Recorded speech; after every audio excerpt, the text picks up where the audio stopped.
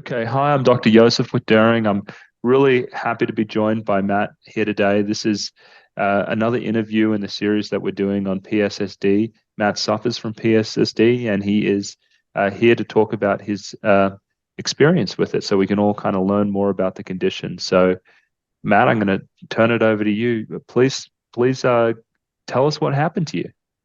Okay, so 2019, this is after a pretty extensive history of psychiatric treatment over the course of most of my life.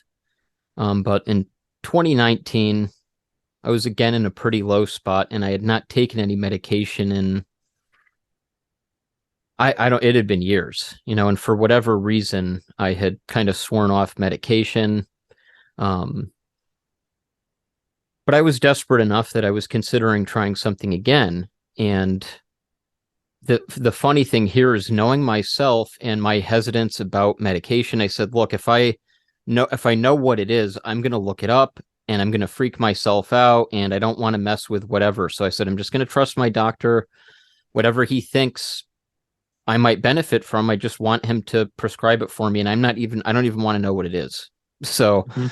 and he had these, and I think, of course, I saw the name, but I refused to look it up. I'm like, all right, we get the little sample package, and I was noticing cognitive benefits. It started to kind of lift me out of this low spot that I was in. I'm like, wow, this is great. Like, I can focus on stuff better, and seemed to be going pretty well. And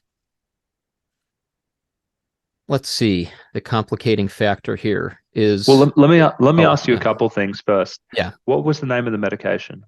Rexulti. Okay. And were you taking any other meds, or was that the only psych med? That was the only psych med I had. Sporadically, I had propranolol and alprazolam, but I was on those as an as needed basis. So those were an alprazolam I hadn't take. I only take one of those maybe every 6 months or something. So that was Yeah. the only medication I had been on in probably at least a couple Okay. years. Any medical problems at all, or are you otherwise healthy? As far as I know, otherwise healthy. So I didn't have anything diagnosed. Okay. Okay, good. Yeah, so sorry, please carry on. So you're noticing like at least some cognitive benefits from the Rexulti. It's kind of lifting you up out of what I'm assuming was depression. Was that the yeah. Hmm. Yeah, it was and as I found later, so the primary uses for that medication are schizophrenia and then major depression. And funnily, I didn't know this, but an adjunct therapy usually for depression. So typically they'll have you on an Hmm. SSRI and then use Rexulti also, but I was just on this and nothing else. Now, it's funny, it's bringing back some memories, because the first thing I noticed, and I don't think I connected the dots at the time, um, because I think, someone had also recommended CBD, and I was taking a low amount, but it was the same time as the Rexulti. So then I'm thinking about it later, and I said, man, this really bizarre bodily sensations I was getting, I don't think that was the CBD. It's like it's as I was adjusting to the Rexulti.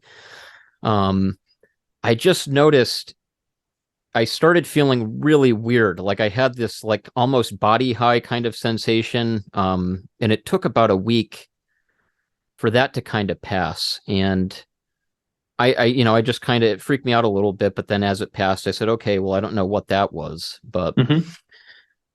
so let me try to be succinct here. So I was in a depression after, well, there was a lot of things that happened, but one of them was relationship had ended, very common, trigger for a lot of people for depressive episodes. And the same partner I had been with, occasionally we would still get together and hook up.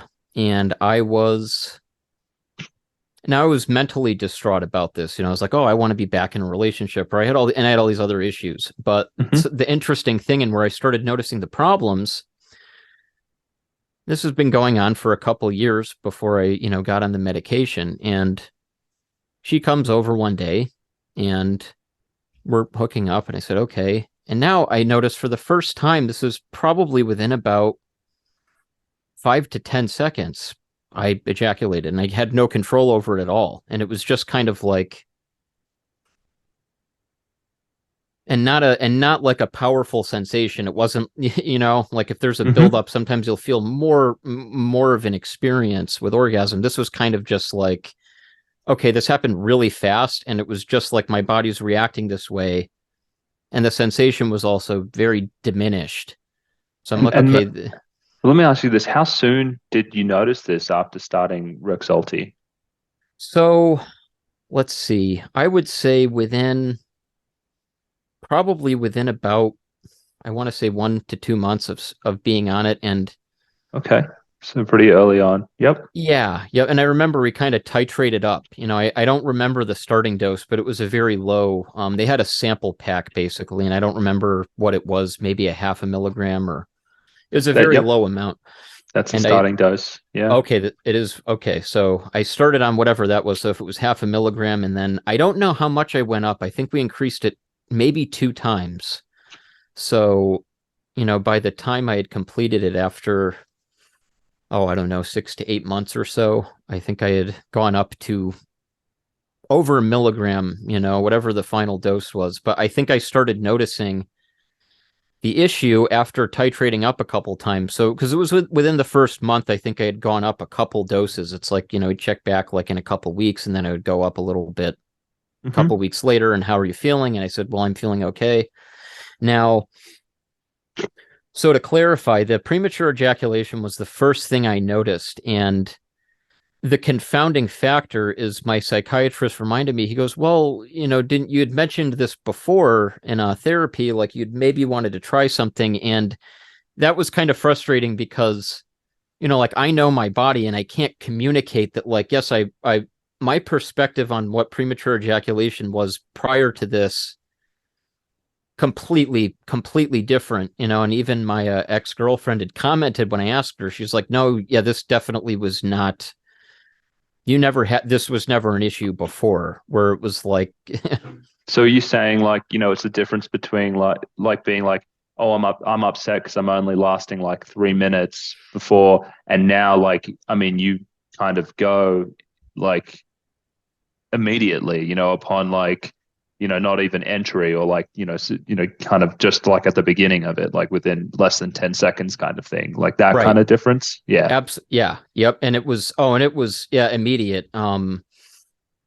So yeah, because my, sex life before, now again, she had the only partner I had been with, so as far as intercourse goes, that's my primary experience. But we were in a relationship for about 3.5 years, and it was funny because I remember the very first time we ever had sex, I'm like, if this is evidence of like a lack of prior dysfunction, it was great. And this was the first time I had ever had sex, and like it didn't even occur to me to try to like, think about something else or try to distract myself, or I'm worried about ejaculating. Like it was never even on the radar for me as an issue.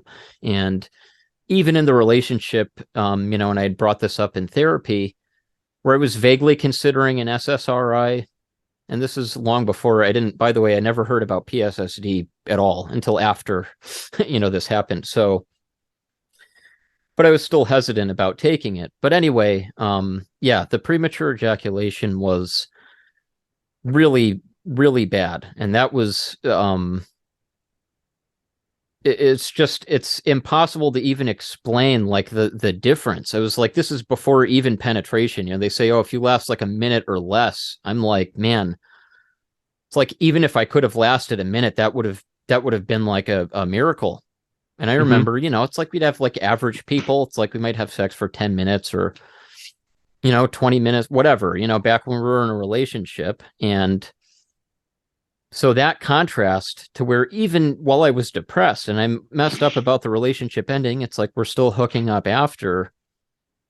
And it was still good, before this medication, I was like, okay, again, no issues, like outside of the emotional distress or whatever else I was going through, performance wise, nothing, there's absolutely no issues. So, and I noticed it too, even, it's hard to say whether it was just bad and stayed at that level or if it got worse over time, because I remember things like I had never had that level of, again, premature ejaculation. This was totally foreign to me, where again, sex was completely impossible. It was even to the point where I didn't even want to put the condom on to try, because I'm like, even unrolling the condom might make me ejaculate. It was like, and here I'm thinking, this is somebody that knows me pretty well, and we had been in a relationship for years, and I'd known her for many years. So, and I'm barely getting through that, and she would get kind of frustrated even knowing that this is an issue I'm having. This is the other thing that's frustrating with the PSSD and the lack of recognition, is the tendency is to kind of pin it to a psychological factor, and I'm like, well, no, this is part of the reason I have no shame talking about it, is I see this purely from a neurobiological perspective. Like, I don't look at it as a personal failure, like, oh, I'm embarrassed that I'm ejaculating too quickly and I have no control over it, because I'm like, to me, it's not my fault. It's just this is like a medical condition, is how I see it. Sure. And so let me ask you this. So you have this, you ejaculate very quickly. And then what else did you notice? What were the other changes aside from that? So, It sounds like weak orgasm was one, like it wasn't as pleasurable, right? Yeah, and that would tend to go hand in hand. So, with the premature ejaculation, is that if I didn't stop myself and like remove myself from the stimulation, it's like I could ejaculate with even half an erection, where there would be almost no sensation at all. And now I did want to mention this before I forget the name, because as far as my other experiences, I did a lot of reading, and there was this, here we go. It's called Handbook of Clinical Sexuality for Mental Health Professionals. And I was reading through that, and with premature ejaculation, they talk about lifelong and secondary. So I was so fixated on just the ejaculating too quickly that I wasn't paying attention really to the other symptoms. Like, I think one that I'm still contending with and I still obsess about is erection quality. This is coming from someone who prior, like, I actually had the opposite issue. Like, my erections would be so hard, I thought there was something wrong with me. Like, it was like that. It was, and there is, the fact of, circumcision, like most men in the US, born around when I'm circumcised. So sometimes there would be a little, like, the skin would feel kind of tight. I'm not going to say it was painful, but it could be a little uncomfortable, to have like a full erection. Sure. And anyway, that was, one thing I noticed, which has actually more recently become a problem. So you've noticed that you don't have that anymore now, like. Yeah, and this is again over the last 4 years. So this started in 2019, and it's been some of the same experiences, and then just stuff I never experienced before, like within the past year, erectile dysfunction. And I would pin that together with like this feeling of not being able to get a full erection, and one of my friends I talk to regularly, that he doesn't have PSSD. For whatever reason, he has developed premature ejaculation a little later in life. And through our discussions, it kind of got me thinking, okay, there could also be a link there with the weaker erection, because your body might be tensing that muscle to try to kind of pump blood into there and get a fuller erection. That might lead to more sensitivity. But anyway, okay. The most critical other factor outside of this, and I like extremely severe premature ejaculation, I'm kind of weirdly in a little bit better of a mood today, so I don't want to undermine how devastating that alone has been. Just this thinking like I physically cannot have intercourse, like or anything really. And let me ask you this. I mean, like, are you able to get a full erection, or do you just kind of ejaculate, if you get to that point of arousal, or is it like, how, or is it really like it has to be triggered by like stimulation? So the erectile problems have been more recent, so that's probably within the last year. So I do want to preface my answer by saying that from what I can recall, the first few years, it's like I think I was still able to get a full erection. That seemed to be okay. And it's just progressively over time, for whatever reason, especially the last year. And I was on a short round of prednisone, which totally, I don't know if that by itself seems to be able to cause something, but I wondered, man, if that had some interplay with the condition I already had, because it took me like probably 6 to 8 months after being on a round of prednisone to come back to being even able to get full erections. And now it's kind of that's on the fence. And also the complete lack generally of morning erections, like those just disappeared like 100%. Like that, I very rarely, if ever, wake up with erections anymore. And so it sounds like you were going to say that there's a mood component as well, right? That you're in a good mood today, but it sounds like normally you're not. It was what I read into that. Yeah. And and I do want to fully answer because I forgot. It's not let's see, for the symptoms and what else I experience sexually. I was not familiar with this term, but they call it rapid detumescence, so how quickly you lose your erection after ejaculation. And this isn't something I had ever heard of before, and I don't even know if beyond detumescence there's a medical term. So this is one of the key components that also goes hand in hand with the premature ejaculation for me, because the loss of erection is immediate.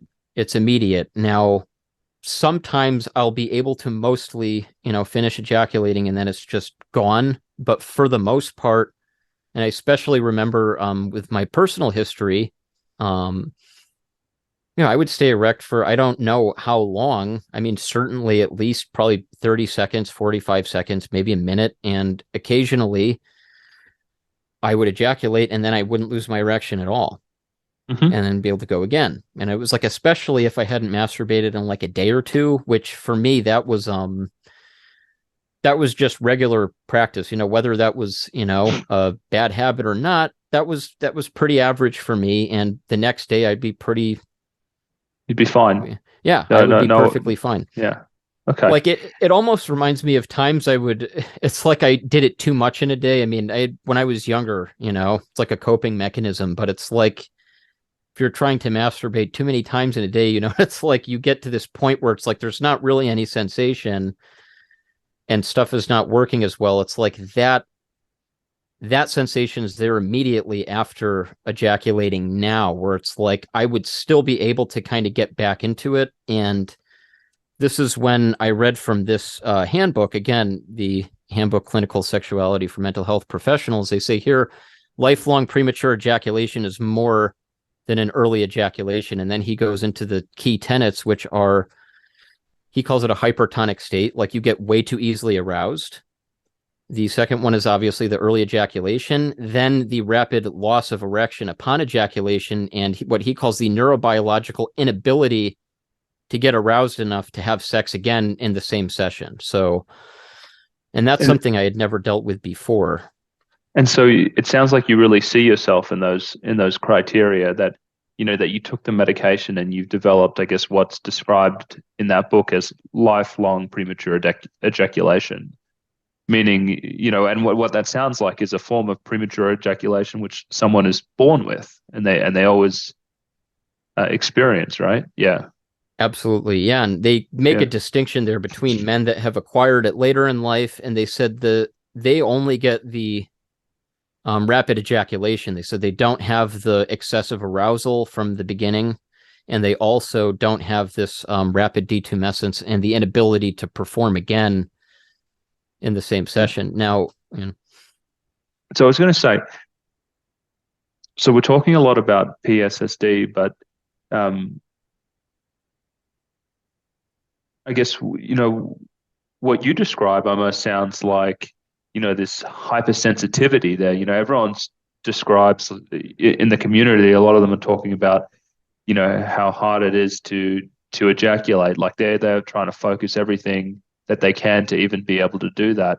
And so, I mean, do you see yourself as more like PSSD or like PGAD, like a persistent genital arousal disorder. I don't know if you've kind of, where do you see yourself in that split? Because the medications can cause both. And honestly, actually, I haven't spoken to people with PGAD before, so I don't really have much to compare that to.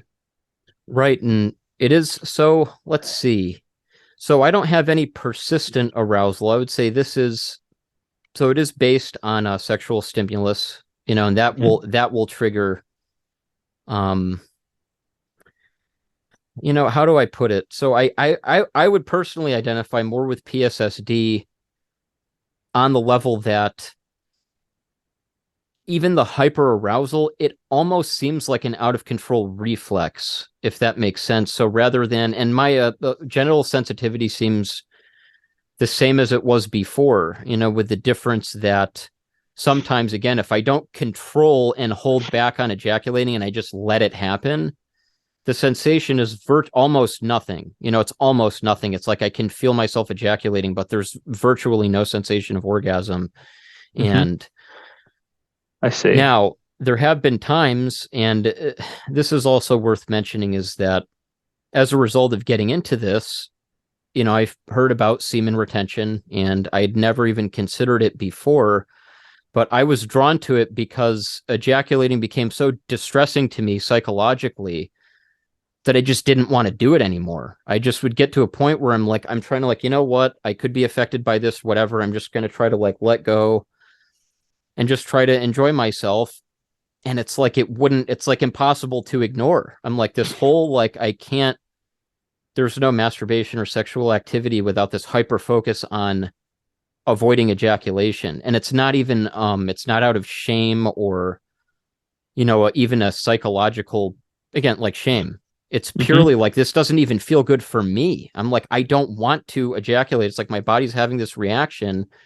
And if I allow it to happen as quickly as it naturally would, it would be pretty muted. Again, it's like the worst orgasm. It's like there's almost no sensation. And then it could even be sometimes like halfway through ejaculating, I'd be almost completely soft.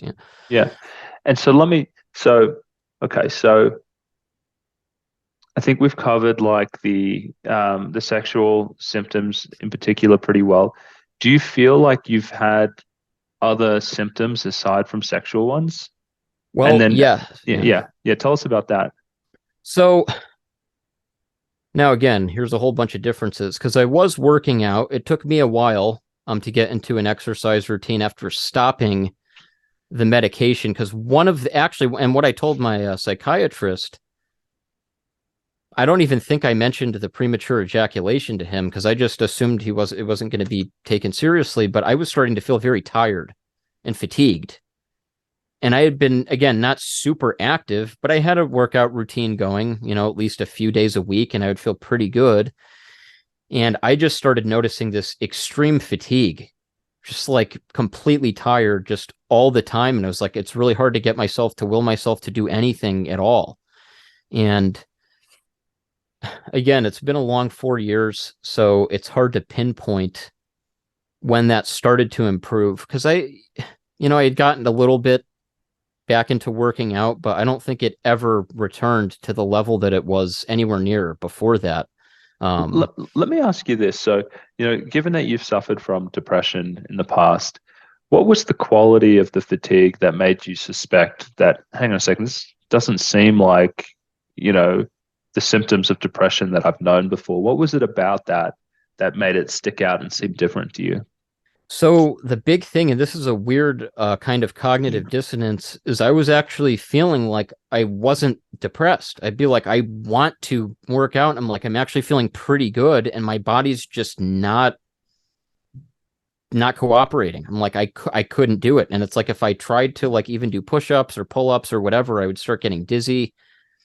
And I'm like, okay, this is not going to work. So the difference with the depression is that's just like a pure, I'm in bed. I don't want to get out. Like, what's the point of even getting out of bed versus okay, I'm kind of, I don't want to say mentally alert, but I'm feeling like, okay, it's just your average day here. I'm getting through the day. Okay. I want to go work out. And it's like, but my body's just dragging behind. So the psychological component was missing. And it's just That was Sure. purely physical. That makes sense. Yeah, it was like isolated and didn't make sense. And so, so 2 months into it, you start having this the premature ejaculation and the sexual problems. When did you start suspecting that maybe this was a medication side effect? So, as I first mentioned my hesitance in taking it, I said I'm not going to look anything up. Yeah, actually, Um, tell me about that. Why were you hesitant about even going back on medication? What had happened to you before? so, and here's an interesting thing. So, with my medical history, I was probably about 13 when I was first went on Lexapro. So, I actually was on an SSRI for a number of years. I was on Lexapro and it was Lexapro, Buspar, and Zyprexa all around the same time for at least several years. I was in my teens. And, I can't remember if I had done research at that age, maybe when I was about 16, 17, when I started thinking I want to get off of this stuff. Because I can't remember, again, my hesitation with medication.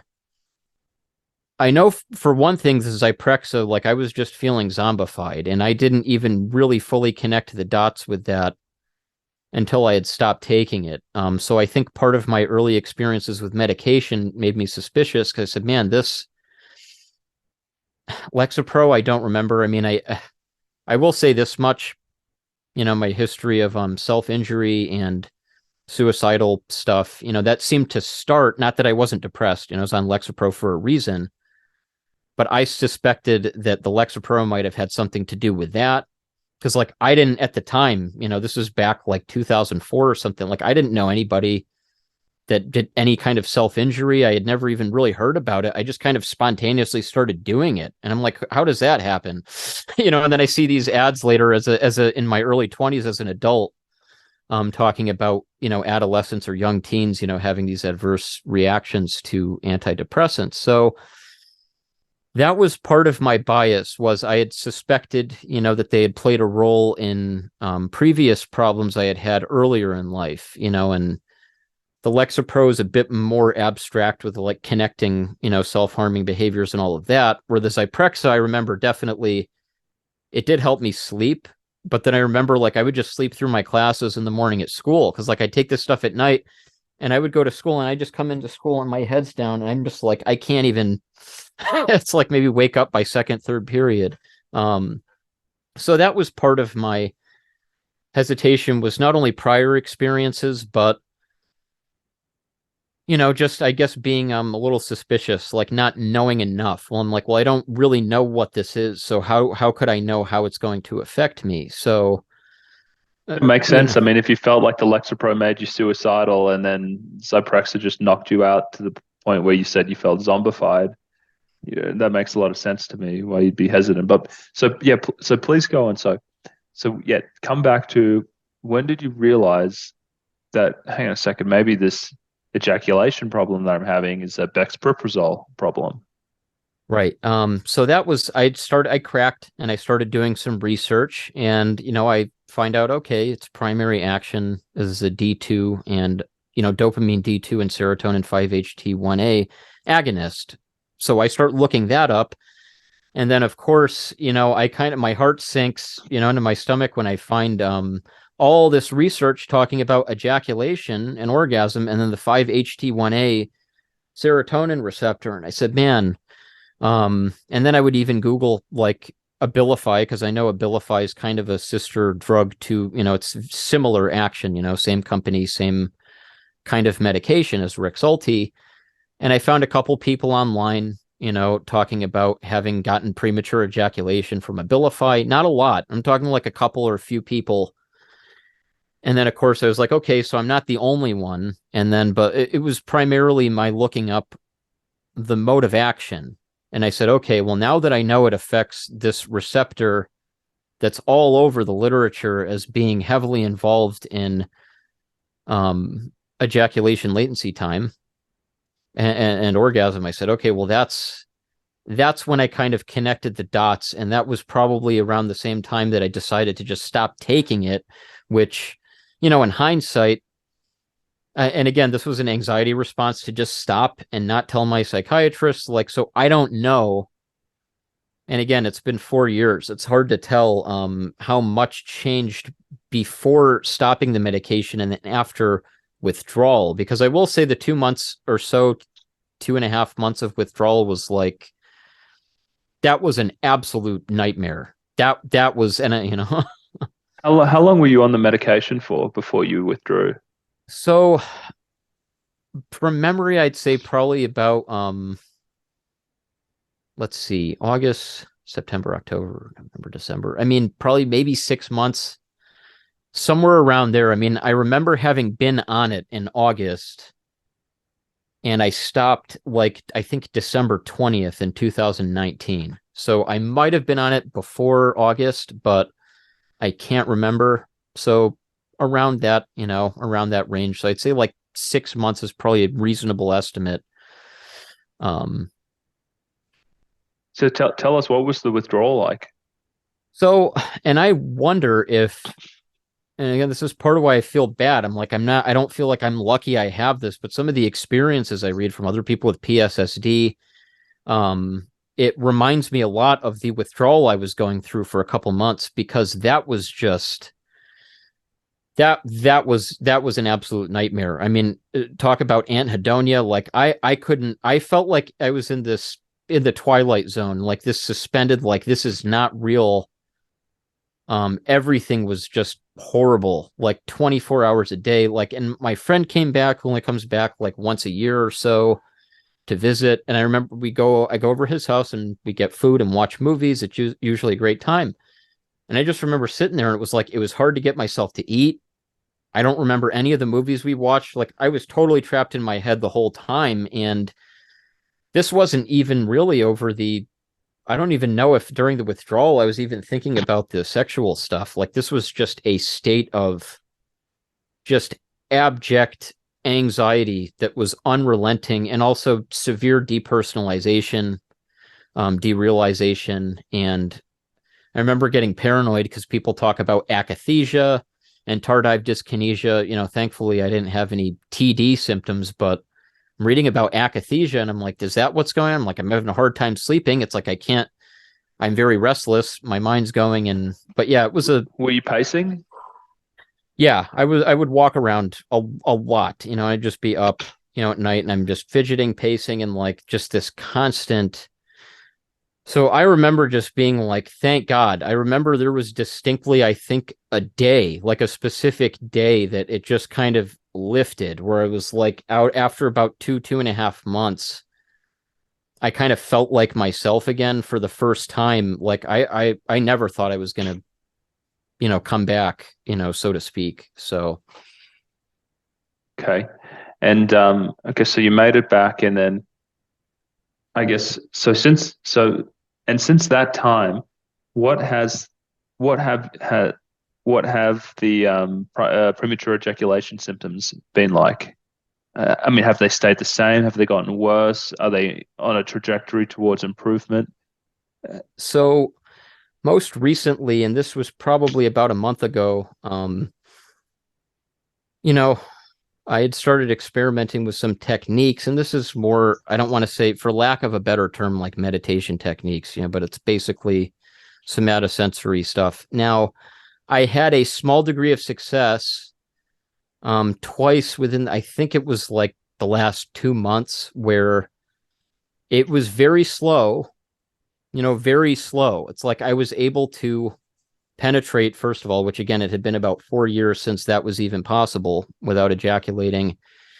And that was the first improvement. So the first, from again, December 20th or before that, 2019, up until about a couple months ago, there was no improvement at all. It just seemed stuck at this, like, I can't, virtually any degree of stimulation is just going to cause an ejaculation. So, and a couple months ago, and this is where I'm kind of wondering too, I'm like, is that concomitant with some of the more recent, erectile dysfunction I've been having, where I'm like, okay, maybe I was able to last for a couple minutes during intercourse for the first time. And I said, well, and who knows? I remember feeling really good after, where I was like, oh my God, like this actually, I never thought I was going to be able to do this again. So I was very excited. I was thinking, okay, maybe there is some hope to recover, some of my ability to do this again. Now, Sure. so, and I will say, like, there were things like the prednisone that caused that, what I guess I've heard other people call a crash. Now, I have no idea what the neurobiological basis for that would be. Um, I do know for a while, like, the premature ejaculation was stuck where it was not improving, but, my erection quality actually seemed pretty good. And then I think it was maybe a year or two ago, it improved pretty significantly to where I almost felt like the erection quality was back where it was. And I was like, okay, I've still got the premature ejaculation and the immediate loss of erection after that. And it's pretty much, I'm like, well, that's not great, but I said, at least I have this going for me. And I guess to answer, and one thing in a broad way, it has definitely caused this obsessive fixation on my sexual function that I just never had before. Before this happened, everything was all based on like emotions, and it's also the other really weird thing is personality changes, and I can't really pin it, but before the Rexulti and I'm in this tailspin, I remember getting like crazy jealous, like thinking like, who's my ex sleeping with or this, and it would just bother the crap out of me like to no end. And then after all of this happened, it was just gone. And I'm like, in a way it's a relief, but I'm like, I just couldn't. I'm like, if I had found out it's like she's sleeping with this guy or that guy, I'm like, I don't really care. It's like, it just kind of like this, you know, so How do that's you how do you differentiate that from, like, just say the tincture of time, like, versus hang on a second, maybe I'm like blunted in some way. right. And it absolutely, and this is again where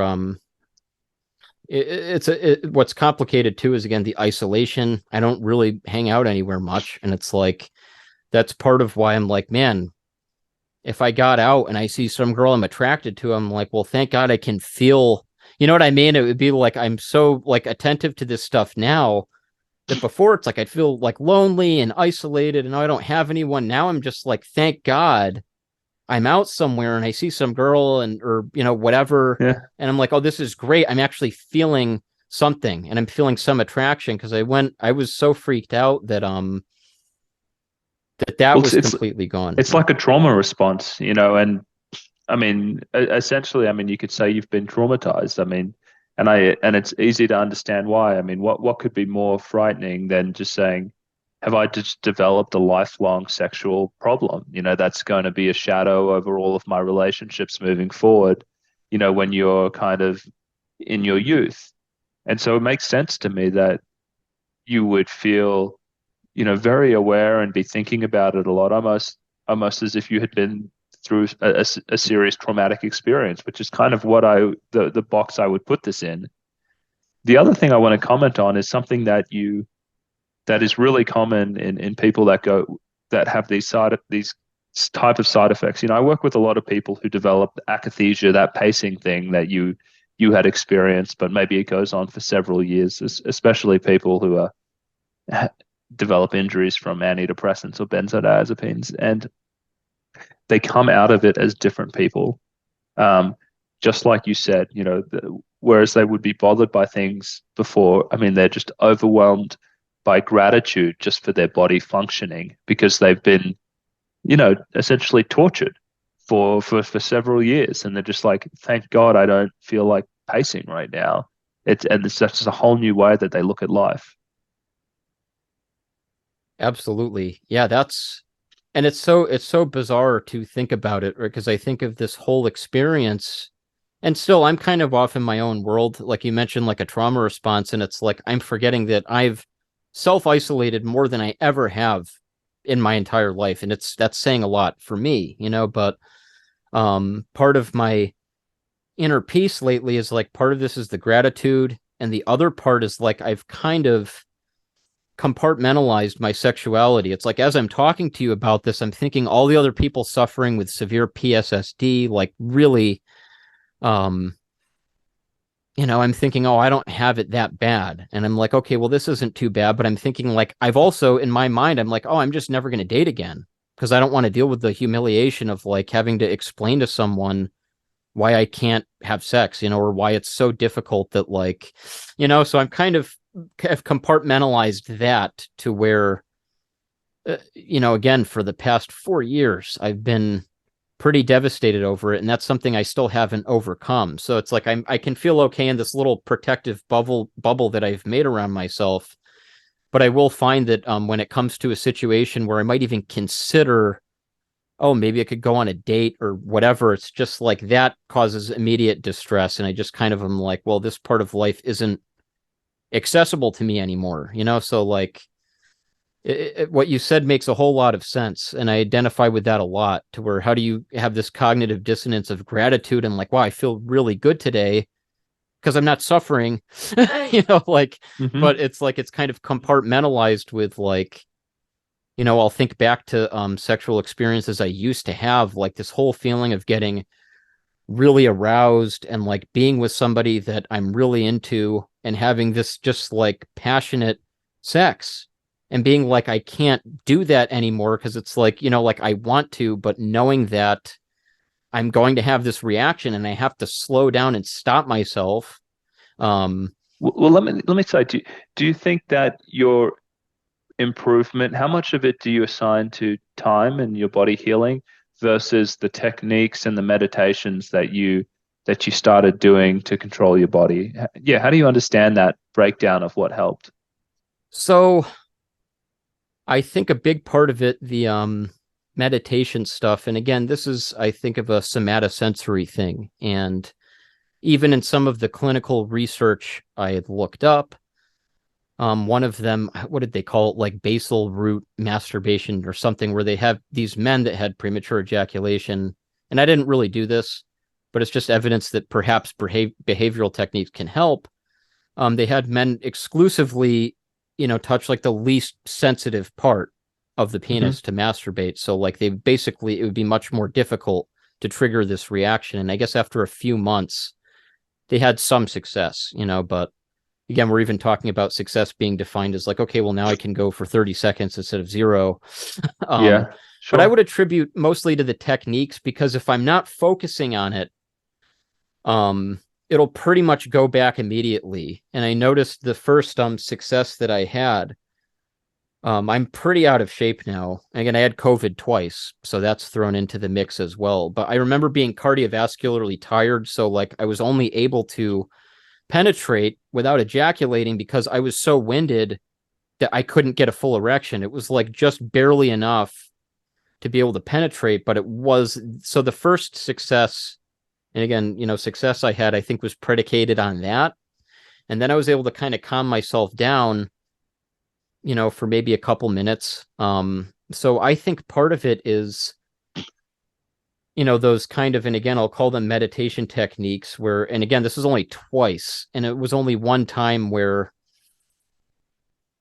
I've noticed things too, like this was a missionary position, which is much less sensitivity for me, where I noticed Sure. in some other, some other positions, and again, not to get too graphic, but there was like that was like an absolutely not. Like when I was on the Rexulti and I first noticed it, Yeah. um, that like she was on top, and like the sensation, I think like the pressure, whatever it was, I was like, that's just never, it's like that's impossible. So like there's, Okay. and that wasn't Yeah, like it. sure. And I remember before, Yeah. the irony is, before I got on the medication, I felt like I had just kind of like cracked it. Like Mm. I was doing some techniques as well, and kind of centering myself. And I was like, oh my god, I just, we just had sex for like 15 minutes, and I was like, I was like, okay, maybe I can, get a grip on this. Okay. And then, the medication started soon after. But yeah, I would attribute it just to the techniques, because if I don't, and even that, we're talking like two, like maybe 5 minute successes in 4 years. And I have a feeling that like if I don't laser focus on it, and that's just to penetrate without ejaculating, and maybe, you know, Let me ask you this: the fatigue that you were having, have you noticed any improvement with that, or has that kind of stayed the same so throughout? I think I have noticed an improvement, and I don't want to, jump the gun on anything. I will say that it got very confusing when I got COVID, because and I had COVID twice. So, and my fatigue went through the roof after that. I mean, and that was last year. So it's difficult to isolate the Rexulti because now for the past year and a half, that's been very consistent. And I have tried a couple. I'm not going to go off on a monologue here, but a couple like natural approaches I was looking into, and I'm always reading about health and potential things I could try. And I will say that the first thing that got better was definitely the mental. So regardless of where the physical is, there definitely was a point where I have the sexual dysfunction and all the trauma that's caused. Okay, that's affected me, but there was improvement over time, for sure, with the, what would I call it? Brain fog, just Okay, this, and brain fog. Yeah. and it's hard to differentiate too how much of that too is like, now I've been practicing semen retention for like 3 years. So it's like I was so distressed every day over this Well, what sexual is that? dysfunction. What is semen retention So semen practice? retention is just not ejaculating, and at least from what I've read, um, this is more of like a Taoist thing, so these people have been practicing this stuff historically for So is thousands it of like years. masturbating, but then not ejaculating at the end? Is that kind of, Yeah, like yeah, okay. because there was that whole no fap movement where people are like, oh, no masturbation and this and that. The irony is people that talk about that and say they have erectile dysfunction, like from excessive masturbation or porn consumption and all of this. My whole life before that, and it's like, it's like I was masturbating a lot, never had any issues at all, like erectile Mhm. dysfunction. I couldn't even imagine it. So, but the semen retention is, in a nutshell, is not ejaculating. So it's like there could be masturbation, but there's no Okay. ejaculation.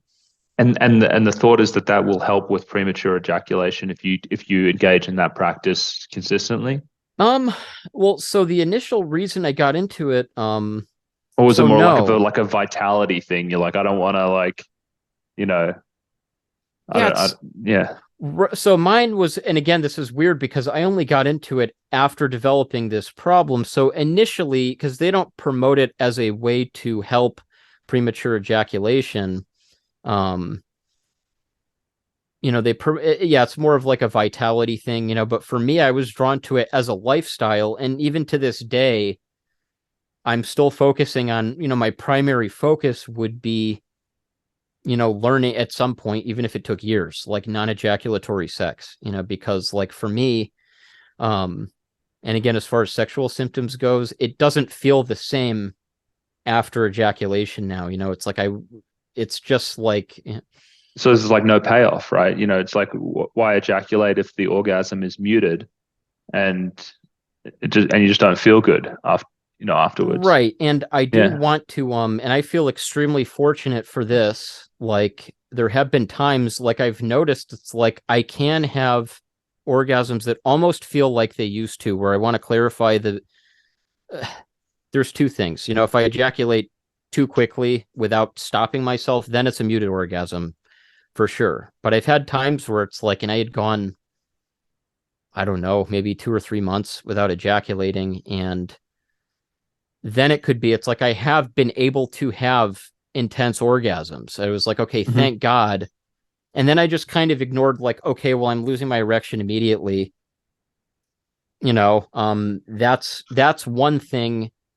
That's like one of the main things that signified something really shifted because I never had that. And I'm like, that's where, even if orgasms had the ability to feel similar, it's like it can't go to completion, because part of the completion is like, maintaining an erection for at least a few seconds, where it's kind of like, okay, now you've had the orgasm and now it's like this come down period instead of this, Like you said, the rapid detumescence, which I yeah, guess is I mean, at the very least, kind of like unnerving because it just feels so unusual to you because you know what it's supposed to be like. And when like you said, you have an orgasm and then like a second or two later, it's like, completely soft. And you're just saying, well, what's with that? Yeah. Right. Right. And Hmm. even the immediate feeling, like it's kind of like as soon as an orgasm starts, it's like I already know. It's like no matter how hard I'm going to try, it's like I can just feel the erection starting to fade. Okay. Immediately from when it starts, it's like I know that it's going to be. So that's part of why with the retention, I'm like, okay. And I don't know neurobiologically. I know I've read something saying prolactin levels could be elevated for even a couple weeks after ejaculation. And I'm wondering if there is some interplay because I've definitely noticed it's like, ejaculation affecting me way more than it used to. It kind of be like I just kind of go about my day like nothing happened before. And now it's just like it has a very marked negative effect.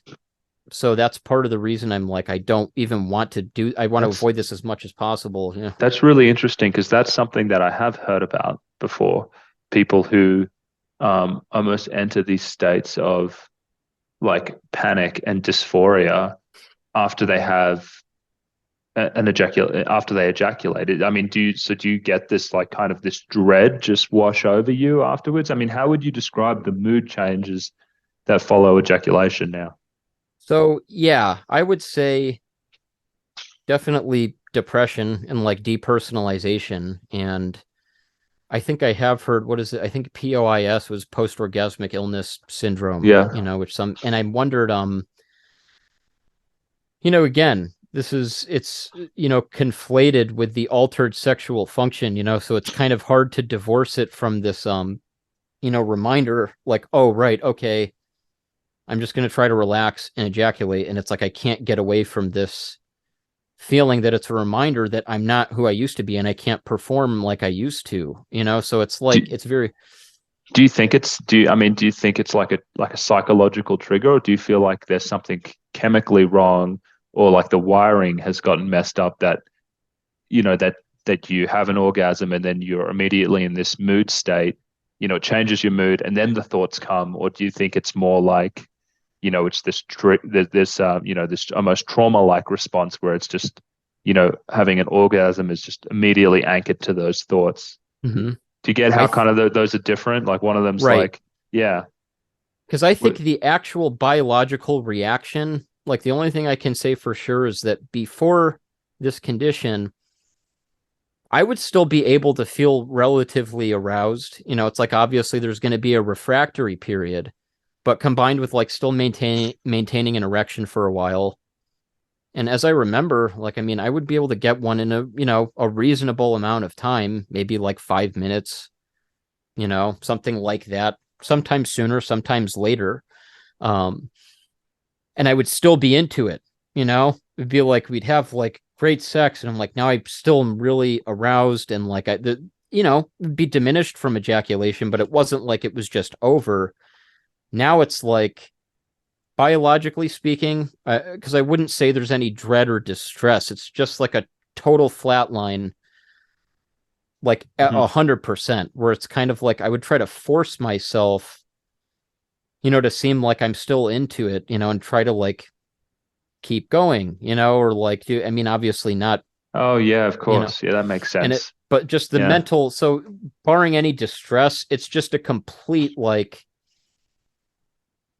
absolutely, it's just kind of like we go from a 100, like, as aroused as possible to like a like negative. It's like I could not possibly be any less interested.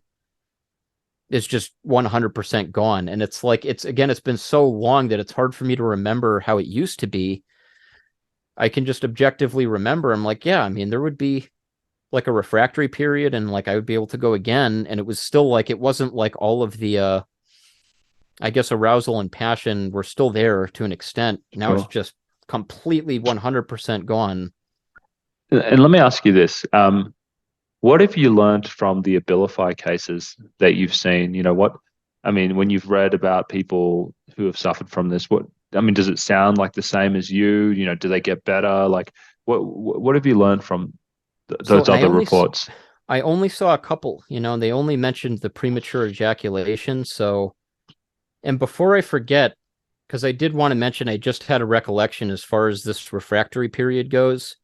Because I remember once she said, I'm, with my partner, and she goes, well, maybe we can try, like, you just go once and then we'll try again. And at first, I was like, wow, I was able to get an erection after ejaculating within about 1 to 2 minutes, sufficient for intercourse. But here's the thing that really got me is I was able to both get an erection, to have intercourse, and to ejaculate again after the first time. And I felt absolutely nothing through the whole thing. So, like, even though the second time after I had ejaculated once, we go to try again, and I'm like, okay, wow, well, I'm able to get an erection. It wasn't a full erection, but it was enough. And I just noticed it's like the whole duration of intercourse, which is, again, we're only talking like maybe 5 minutes. And it was weird because, again, I felt like I feel absolutely no sensation at all. And I'm like, okay, well, at least I'm having sex. And then upon ejaculating that second time, like, there was literally no sensation at all. It's like I could feel myself having the reflex, but there was just nothing. And I was like, well, that's like, that can't be, like, it's again, like prior, it's like I'm used to experiences where, okay, you go again a second time and it's like, yeah, it's not going to be as intense as the first time, but it still felt good. Mm-hmm. And now it was just like the whole time, um, Nothing. it absolutely nothing. So it was like after ejaculating that first time, and again, this was only about a minute later. And of course, at first I'm like, wow, I was able to get an erection again. That's great. But then I didn't feel anything. So that's where the trigger to ejaculate was very perplexing because I wasn't feeling like aroused at all. Did you still ejaculate the second time, I but did. I but don't without really, feeling anything?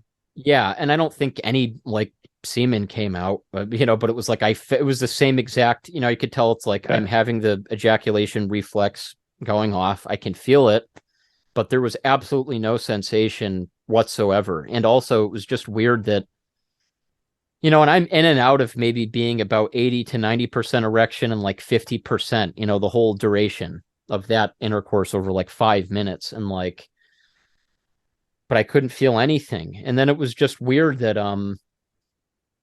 it was almost more these bodily sensations that triggered the ejaculation because it's like mentally there was absolutely zero arousal at all. So like I'm trying to like feel good that I'm like, hey, well, I'm having sex. Like this was the first time in years that I was able to actually have sex and I couldn't feel it. So it was very Sure. weird to be there. And I'm just kind of laying there like totally detached from the experience. And it's like I'm having sex, but I almost feel like I'm made out of plastic or something.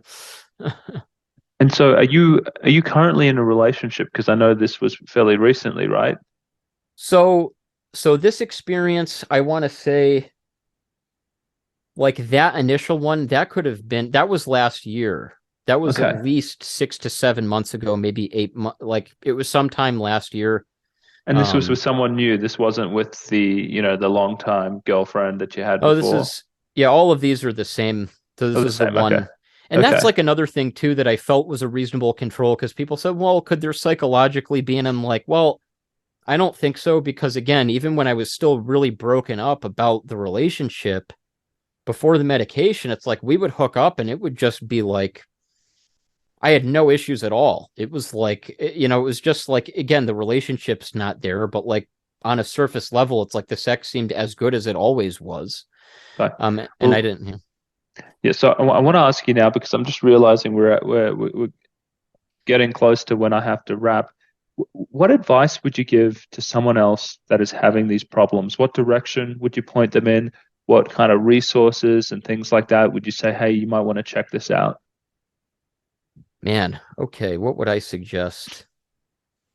I mean, just on a personal level, personally, it's like I would prioritize, I guess, the anhedonia, which I know I didn't really get into here. I know a lot of people struggle with it. I would say that the compulsive sexual thoughts are very difficult to deal with, and it's not going to seem healthy to recommend compartmentalizing it, but I think, being able to kind of just, accept that this is who you are now. I remember actually the prednisone was from when I was scared I was going to have cauda equina syndrome, which basically these people end up with like colostomy bags for the rest of their life. Some can't walk.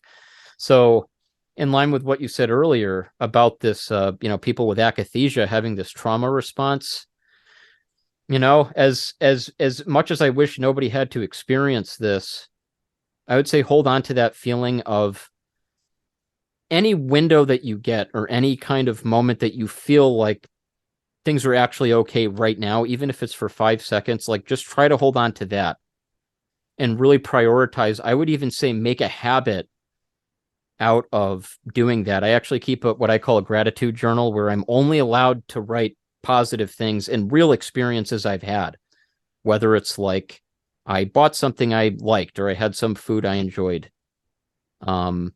Every day, because this condition it will make you focus on the negative and just seek it everywhere, and then affirming like you can't function, you're broken, and you're just going to get stuck in this loop, and you'll feel it's justified, because you have this condition, and we know it's neurobiological, like nobody's thinking themselves into PSSD. So I would say just keep something like a gratitude journal and try to, without obviously invalidating yourself, this isn't about I'm not struggling or it's just try to slowly start rewiring your brain to find the things you can enjoy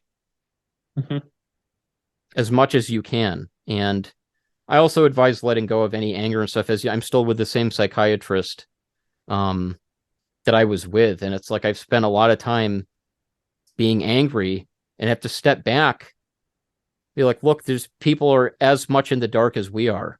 So it's a tall order. So this is why I say I only speak for myself with this. I could never ask anybody else how to process their grief or anger or anything over this, but my But personal advice. I mean, it's a good point. And I don't know if you've ever been on the Medicating Normal channel, but they did an interview series, I think it was a couple of years ago, where they had like 4 doctors or physician assistants who, all had been injured by either antidepressants or benzodiazepines. And I always thought that was really powerful because it's that point that you make, like, they don't know any better either. And it's like, they're doing the same things, they're taking the same drugs, they're and occasionally they're running into the same problems. I mean, it's so unknown. But Matt, I've got to wrap, but thank you so much for coming on here and sharing your advice and your perspective and everything like that. I think it's a really unique experience what you had, and I think it'll be really useful for other people. So, many thanks. And thank you for having me. I appreciate it. Okay. All right. Take care now. Right.